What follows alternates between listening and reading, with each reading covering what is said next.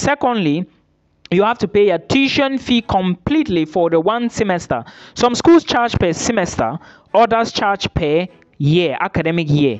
So if they ask you to pay 7,000 euros per semester, you must pay that money.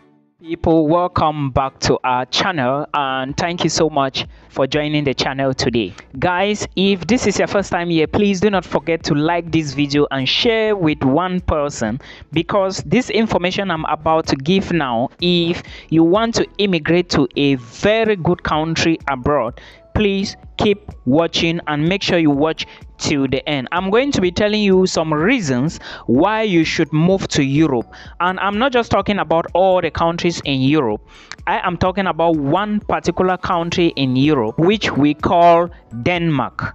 Now, there are a lot of international students who do not know about this country. Well, they know about the country, but they do not know the opportunities that are actually in Denmark, and I'm here to explain to you. Without wasting time, I'm going to talk about 5 things, just 5, in this video that you should put into consideration. Look at your money, drink some water, think again, and remember, these things I'm going to talk about, they are almost similar to those of Canada. And to those of you, if you didn't know, there are updates in Canada. First, let me talk about these updates to those who are just watching for the first time. If you don't know, Canada increased the cost of living money. The money used to be $10,000 and now it is $20,635. That's the first update. Secondly, the Canadian government or Canada government recently announced that they are not going to be accepting a lot of international students in Canada again as of 2024, and they went further to say that they are going to approve just 360,000 study permits. That's study visas, because when you get to Canada, you are going to get your permit. So study visas. Now this is going to be in a form of a drop. That is to say, if they are approving just 360,000, it means people who applied last year, there were many.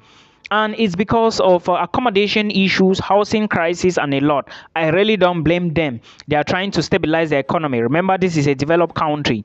Then the third update is the Canadian government equally said that there would be no new schools in British Columbia would be accepting students. So if you have not heard, a lot of people don't know about this. If you have not heard, they said any new school in British Columbia would not accept students for the next 2 years, which means that from now till 2026, February 2026, they will not be accepting students. It can only be possible after February 2026. Okay.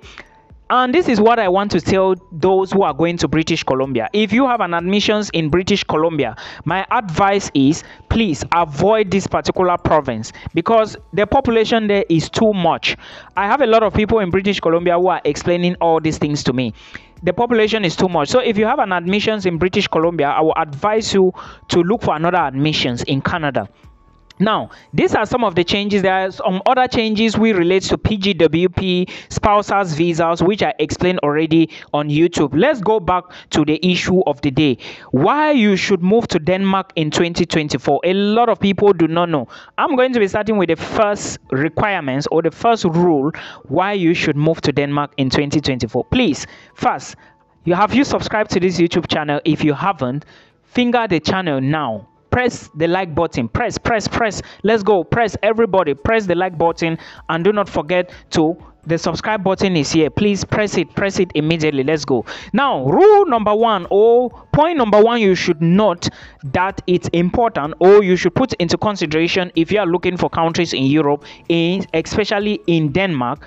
Denmark will give you 3 years postgraduate work permit after you finish your study program. Yes, I know a lot of people didn't know about this, but Denmark will literally give you 3 years to stay back in Denmark and look for a job. Then you work. You already know what can happen within 3 years if you are working in Denmark. For those of you who don't know, minimum wage in Denmark is from 18 euros. A lot of people earn 18, 19, 20, 21. There are people who even earn 24 euros per hour in Denmark. Yes, and this country is actually looking for a lot of people. IT professionals, healthcare professionals, and a lot of workers. Okay, so if you have a way, move to Denmark. But the easiest pathway to immigrate to this country is the study pathway. Point number 2 is easy visa process. Yes, you know, I usually get people, they will come to me, they are like, Milton, which country has the easiest visa process? Which countries is not stressful? Well, I always tell people there is nothing, absolutely nothing that is easy now in this life. But I've come to realize that if you have your money, exception, if you have your money, inverted comma, open and close, if you have your money. What am I trying to say? In Denmark, tuition fee is very expensive. Now, Denmark take maximum maybe 18 students per class, and they have 2 intakes per year. The September intake and the February intake. Right now, the September intake is already closed for most schools. Meanwhile, very soon, the February-March intake of 2025 will be opening for admissions, application I mean. So if you want to apply to Denmark, check the tuition fee. Tuition fee in most Danish universities costs around 6,800, 7,750, 8,000 or more euros. Now, when you are accepted to study in a Danish university, being it the University of Aalborg, the University of Copenhagen, University of Southeastern Denmark or Southern Denmark, the University of Roskilde, any of them, there are a lot of them. If you are accepted to any, you have to show first, you have to confirm, yes, I have seen my admission and I will come to Denmark to study. That's the first thing. Secondly, you have to pay your tuition fee completely for the 1 semester. Some schools charge per semester, others charge per year, academic year. So if they ask you to pay 7,000 euros per semester, you must pay that money. So before doing the application, check if you are going to be paying tuition per semester or per year and how much. And note that when you gain admissions, you must pay. And they don't give maybe 30 days for you to go and prepare and do 1 or 2 before you come back. No. If they give you admissions, I mean Danish universities, they would give you maybe 1 to 14 days to pay the tuition. If you do not pay, they take the offer and they give to another person, and that is all. The case closed. So when you pay this tuition now, you are going to send the information to them. Then your school will be the one to start your visa application. Okay, when your school starts your visa application now, what you basically need to do is you summon all the other documents, you book an appointment, you go to the embassy, you give them the documents, because your school will fill some forms, send them to you to fill as well. You now carry all the documents to the embassy. This is basically how visa application works for Denmark. It is not difficult, but the problem is money. Some schools will ask you to pay tuition for 1 year complete, and even if it's 10,000 euros, you must pay the tuition. Now, Milton, should I pay this big amount of money? What is your recommendation? Can you say anything? My recommendation is, if you have the money, pay, because when you work in Denmark for just 1 year and a half, you are going to see the benefits while you move to Denmark. So pay if you have the money.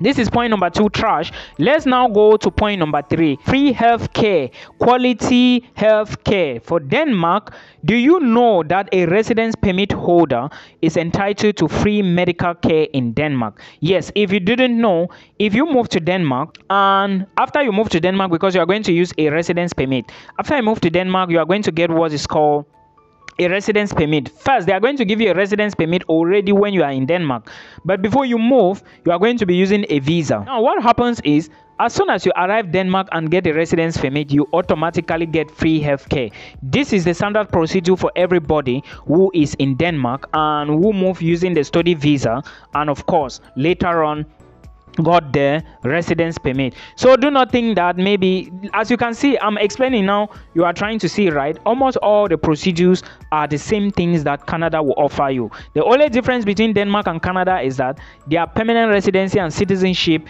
for Canada is maybe you can even get from your home country. You cannot get for Denmark in your home country. And when you live in Canada for maybe 3 years after studying, you can apply for permanent residency if you have a job. Denmark is not like that. In fact, in Denmark, to get permanent residency and citizenship, you need to live in Denmark for at least 8 years. But in Canada, you can even get from your home country. So you see, but the complication now comes in terms of visas. So this is what I want you to know. And please remember that even if you are going for surgery or whatever, all is that you have free medical care. They are going to treat you for free because you are paying taxes already on a residence permit, a student permit. You have a particular number tax you are paying, and even if you work, all right, the job, they are still cutting some petty taxes. So please put all of this into consideration. Do you know, point number 4, do you know that in Denmark, children between 0 to 18 years have free dental care? Do you know that? Well, you do not know. What I mean here is free. If you have problems in here, you are going to see the doctor for free. They will treat you for free and everything will be free. Okay, so please, you explain to your kids, and do not for you might be asking, Milton, but I'm moving alone to Denmark. What are you talking about, kids? You can move with your family to Denmark on a student visa during the first year. If you are going for the first year and you have the money, apply. You can move with your family on the first go. All right, and your children, like I said, between 0 to 18 years, they will have free dental care in Denmark if you are residing there. I hope you understand. Then let's talk about maternity and paternity leave. Yes, this is when you have a newborn baby as a mother. A lot of people would think that parents don't have paternity leave. No, it doesn't operate like that in the Western world. For Denmark, you need at least 24 months. They will give you 24 weeks to go on paternity or maternity leave.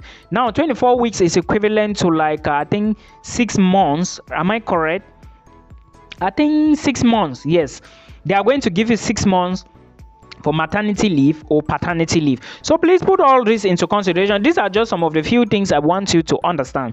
And Denmark has a lot of recognized universities which are already in the Schengen zone. Okay, or then in fact their universities are well recognized. I think the best ranked university in Denmark is the University of Copenhagen. I can't remember, but please note that for Denmark, this is what you need: free medical care, free health care, paternity and maternity leave free, and a whole lot of easy visa process if you have the money. Money is very important here. That's why I keep insisting that if you have the money. So please, if you have been thinking of going to Canada, I think this is the right time for you to start thinking, if it doesn't work, where do I go to? Otherwise, you may waste your 1 year again. We do not know how many years you have been wasting. You may waste their 1 year again trying to chase things that do not exist. Remember, I said you can move to Denmark with your family.